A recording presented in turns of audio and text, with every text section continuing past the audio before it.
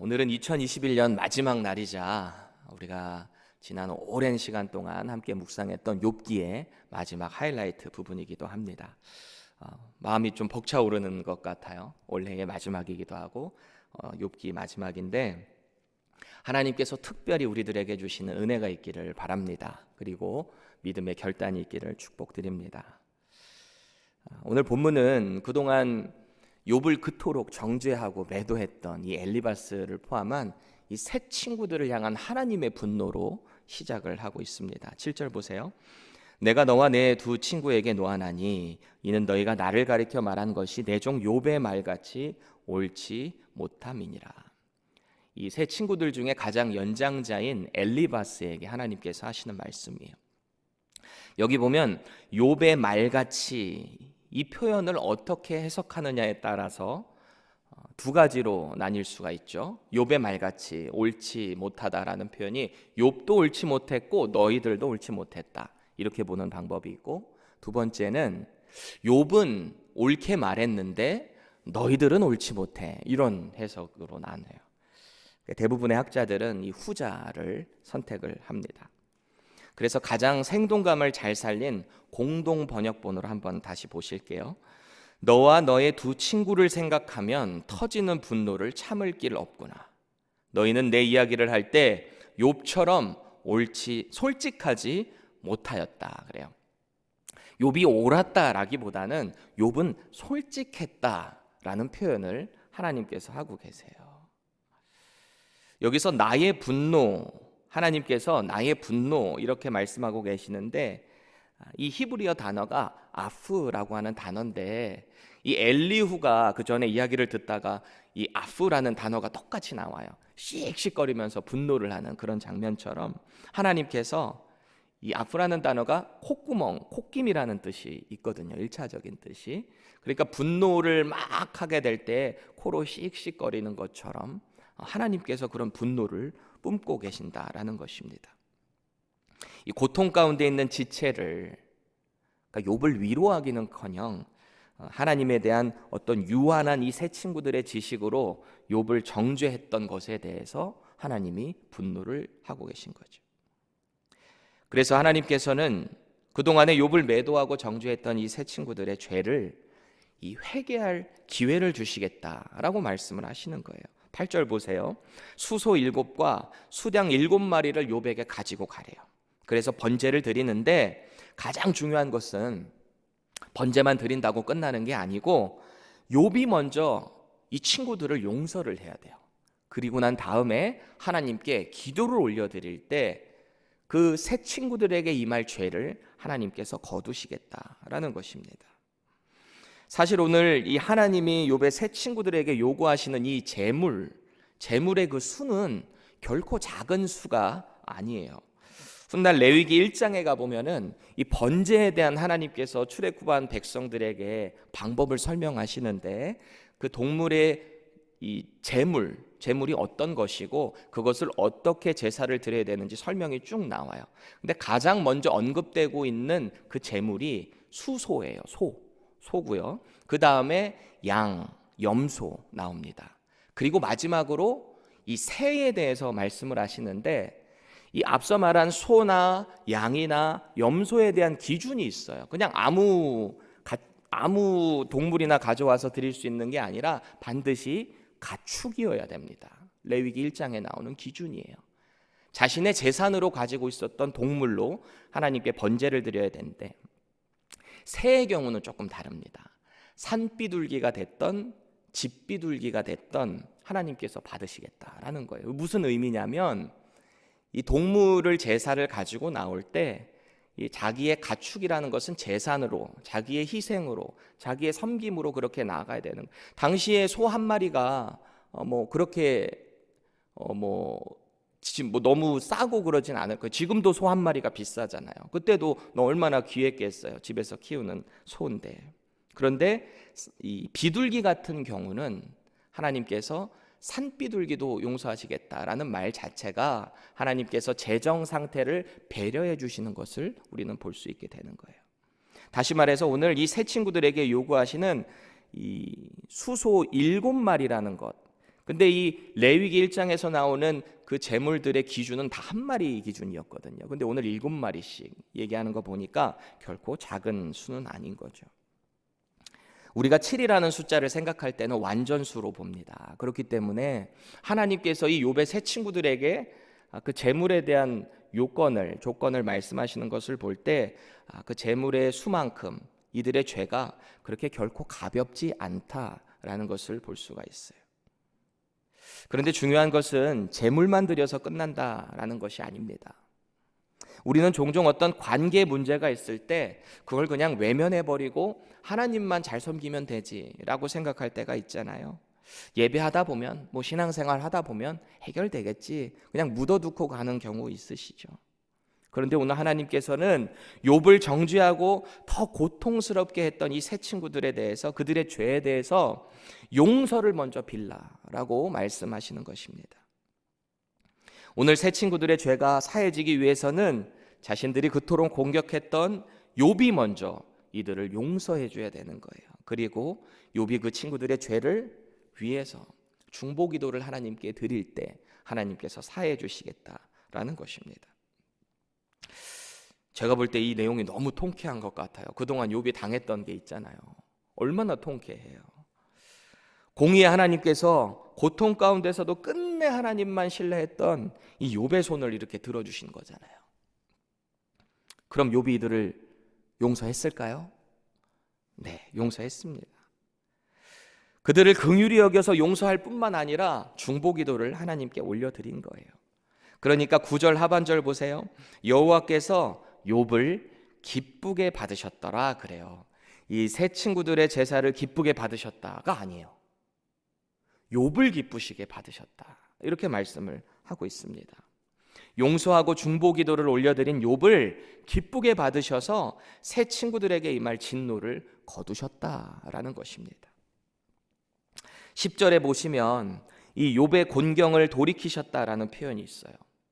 이 곤경에서 돌이키셨다라는 말은 그동안 사탄으로부터 받았던 여러 가지 시험들, 육체에 임했던 고난, 욥의 그 망가진 명성, 그리고 이웃과의 관계, 어그러진 그 관계들을 다 회복시켜 주셨다라는 것입니다. 특히 11절을 보면 욥이 고난당했을 때 손가락질하면서 떠났던 사람들, 주변 사람들 있었잖아요. 모든 친족과 이웃 사람들이 욥이 회복되는 것을 보면서 모여들기 시작합니다.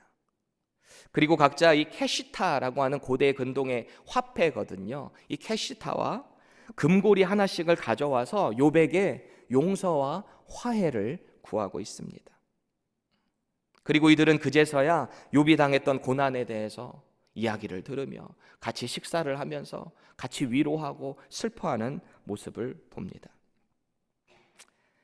그런데 지금 욥에게 찾아온 이 사람들은 욥이 힘들 때, 제일 힘들 때 위로해주고 함께 있어주지 못할 망정 다 그를 떠났던, 외면했던 사람들이잖아요. 욥의 입장에서 볼 때 사실은 얼마나 얄미워요. 여러분들 같으면 어떻게 하실 것 같으세요? 내가 막 힘들고 곤경에 처했을 때는 그렇게 다 손가락질하며 떠났던 사람들인데 이제 좀 회복되니까 다시 찾아와서 그렇게 하는 모습들을 볼 때 말이죠. 얼마든지 외면할 수도 있는 상황이지만 욥은 그렇게 하지 않아요. 이들을 다시 받아주고 관계를 회복하는 모습입니다.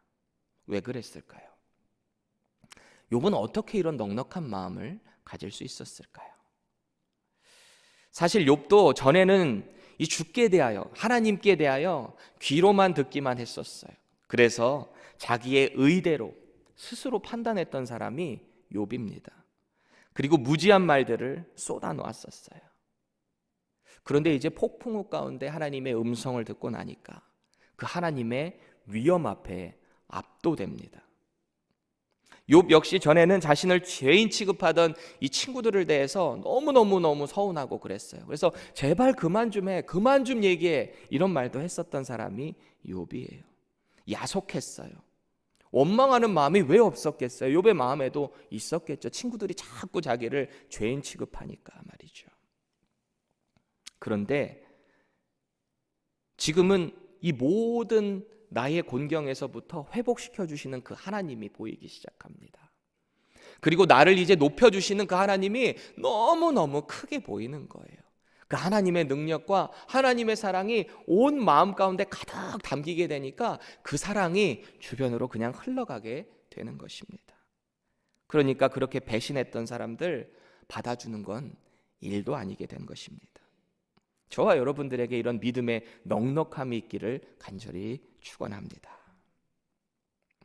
이제 우리가 가장 좋아하는 대목이기도 한데요, 이전에 가지고 있었던 모든 재산에 갑절의 복을 받게 됩니다. 12절 보세요.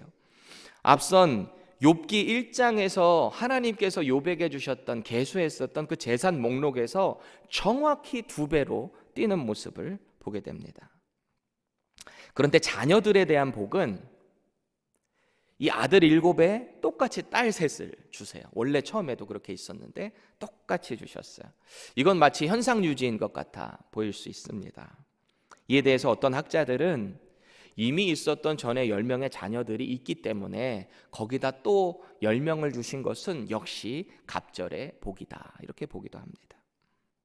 흥미로운 것은 새로 주신 아들 7명보다 새로 주신 딸 3명에 대해서 욥이 더 크게 기뻐하고 주목하고 있는 것 같아요. 14절 보세요. 아들들의 이름은 없고 이 딸들의 이름만 언급되고 있는데 그대로 띄워주세요. 이 여미마라는 첫째 딸이 있습니다. 비둘기 일종의 새를 뜻하는데요, 이 비둘기 어떤 순결함, 여성의 아름다움을 상징하고 있고, 그시아는 당시 고대 근동의 종교 의식에서 사용됐던 이 계피, 개수나무를 뜻합니다. 그 향기의 아름다움을 의미하고 있고, 이 게렌합북이라는 이름은 눈 화장품의 뿔이라는 뜻이에요. 이 고대 근동에 이제 보통 화장법들을 보면 이렇게 눈 화장을 좀 진하게 하잖아요. 그래서 그 화장품을, 아름다움을 상징하는 화장품을 담은 동물의 뿔로 만든 어떤 이 그릇 같은 것, 그것을 뜻합니다. 이 딸들의 아름다움은 당대 모든 땅에서 주목했다는 거예요. 가장 아름다웠다라는 것입니다. 심지어 욥은 보통 아들들에게만 재산을 상속하게 되는데, 기업을 상속하는데 아들들에게도 물론 주었고 이 딸들에게도 기업을 상속했다. 그렇게 아버지에게 큰 기쁨이 되었다라는 것을 기록해요. 16절에 보면 그 후에라는 표현이 있어요. 이 그 후에는 욥의 모든 곤경에서부터 돌이키신 이후라는 말입니다. 그러니까 이 모든 것이 회복된 이후로 욥이 140년을 더 살았는데 이 장수의 복을 누리게 된 거죠. 그리고 17절 보세요. 늙어 나이가 차서 죽었더라. 이게 되게 중요한 표현이에요. 늙어 나이가 차서 죽었더라. 너무 그냥 허무한가요? 아니에요. 어떤 어려움과 뜻하지 않은 사고로 죽은 게 아니라 그분의 하나님의 섭리에 따라서 후회 없이 꽉 찬 인생을 살고 죽었다라는 것입니다. 해피엔딩이죠. 해피엔딩. 저와 여러분들이 하나님의 능력과 주권을 인정하는 가운데 이런 후회 없는 꽉 찬 인생 살 수 있기를 축복드립니다.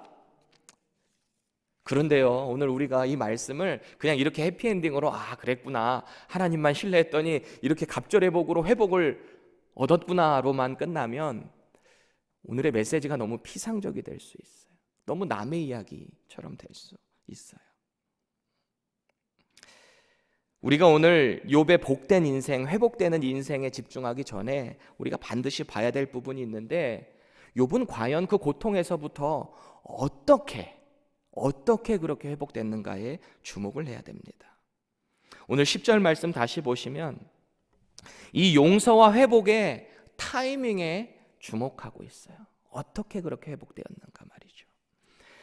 욥이 그의 친구들을 위하여 기도할 때, 이 타이밍에 주목하고 있는 것입니다. 그들을 위하여서 기도하니까 욥의 그 곤경으로부터 하나님께서 돌이키셨고, 그렇게 기도를 하고 나니까 여호와께서 이전의 모든 소유보다 갑절을 주셨다라는 것입니다. 하나님께서는 욥이 친구들을 용서하고 축복할 때 욥의 모든 공경에서부터 돌이키셨다라는 것입니다. 뭐 그럴 일은 없겠지만 욥은 의인이니까. 만약에 이 세 친구가 번제물 가지고 와서 용서를 구하는데 만약에 용서를 해주지 않았다면 이런 복이 임했을까요? 오늘 하나님께서는 엘리바스를 비롯한 세 친구들에게 분명히 분노하셨어요. 왜 그랬죠? 하나님의 성품과 공의를 자기들의 주장을 관철시키는 데만 그렇게 이용했기 때문입니다. 하나님에 대한 무지와 편협한 생각으로 욥에게 더 큰 상처를 줬다라는 것이에요. 그게 큰 죄다라는 것입니다. 우리가 누군가를 신앙적으로 권면할 때 우리가 반드시 주의해야 될 부분입니다. 반면에 욥에 대한 하나님의 그 어투를 다시 보시면 분명한 온도 차이가 있어요. 이 세 친구들을 대하는 것하고. 7절 보세요. 내가 너와 내 두 친구에게 노하나니 이래요. 그런데 거기에 반해서 욥에 대해서 말씀하실 때는 내 종 욥이라고 말씀을 하십니다. 왜 우리도 종종 누군가에게 서운하거나 좀 이렇게 화가 날 때 그 사람의 이름을 언급 안 하려고 하는 경우가 종종 있죠. 아, 걔 있잖아. 이렇게 말하면서 말이죠. 반면에 내가 정말 내게 잘하는 어떤 사람, 내가 정말 예뻐하는 누군가를 얘기할 때는 아, 그 내 사랑하는 친구 누구누구, 아, 걔 있잖아. 이러면서 더 친근하게 말하는 경우가 있죠. 그런 거예요. 지금 하나님께서 보실 때 이 친구들에게 말하는 엘리바스에게 말하는 욥은 그냥 욥이 아니라 나의 종 욥입니다. My servant. 나의 종. 보통 구약 성경에서 내 종이라고 말하는 것은 하나님께서 인정한 내가 정말 택한 어떤 누군가를 말할 때 내 종이라고 이야기하시죠. 이거에 반해서 그냥 이 세 친구들을 말할 때는 너와 내 두 친구 이렇게 말씀하세요. 하나님께서. 분명한 온도 차이가 있죠. 그럼 우린 질문을 하게 됩니다. 왜 하나님은 욥에 대해서는 이렇게 관대하게 표현을 하고 계신가? 분명히 욥도 잘못한 게 있었으니까 하나님께서 38장에 등장하시면서 욥을 향해서도 막 꾸짖으셨잖아요. 너는 무지하다. 생각이 어둡다. 이렇게 호통치셨잖아요. 그런데 지금 하나님께서 하시는 이 말씀의 뉘앙스를 보니까 이런 거예요. 고통 가운데 있는 욥도, 내 종 욥도 나에 대해서 말할 때는 참 무지했어. 뭔가 흐리는 그런 무지함이 있었는데 그는 최소한 솔직했어. 너무 괴롭고 힘들 때 나의 공의와 통치 방식에 대해서 불평하기도 했어. 그런데 그런 그의 모습은 나약하고 무지한 피조물로서의 그냥 신음인 거야. 그는 끝까지 나를 포기하지 않았어. 이렇게 하나님께서 말씀하신 거죠. 그래서 하나님께서는 욥의 말을 솔직하게 옳게 그냥 여겨주셨다라는 것입니다. 욥이 옳았다는 게 아니라 그렇게 여겨주셨다라는 것이죠. 긍휼하심이죠. 오늘 주님께서는 이렇게 우리에게 메시지를 던져주시는 것 같아요. 때때로 우리는 일생 가운데서 어떤 어려움을 만나게 될 때 하나님을 원망하고 불평할 때가 있을 수도 있어요. 욥처럼 말이죠. 그런데 중요한 것은 하나님은 우리의 창조주가 되시고 그 모든 곤경으로부터 돌이키시는 능력의 하나님, 통치자 하나님이라는 것을 꼭 신뢰해야 한다라는 것입니다. 그분만이 우리의 피할 길을 여시는 여호와 하나님이시라는 것을 꼭 신뢰해야 한다라는 것입니다. 그럴 때 하나님은 우리의 연약함, 부족함 가운데서도 우리를 옳게 여겨주신다라는 것입니다. 여러분, 우리 이웃과의 관계가 어떠신가요? 하나님을 열심히 예배하고 교회 일에 봉사한다라고 하지만 여전히 내 주변에 형제 자매 가운데 좀 껄끄러운 사람 있으신가요? 그 사람의 이름도 언급하기 싫은 누군가가 있지는 않으신가요? 2021년 오늘이 마지막 날입니다. 내년이 오기 전에 그 사람을 두고 하나님께 올리는 기도를 해보시면 어떨까요? 올해가 가기 전에 그 관계의 회복이 있기를 축복드립니다. 저와 여러분들은 오늘 하나님의 진노를 사는 이 세 친구가 아닌 하나님께서 옳게 여기시고 솔직하게 그냥 여겨주시는 욥이 될 수 있기를 축복드립니다.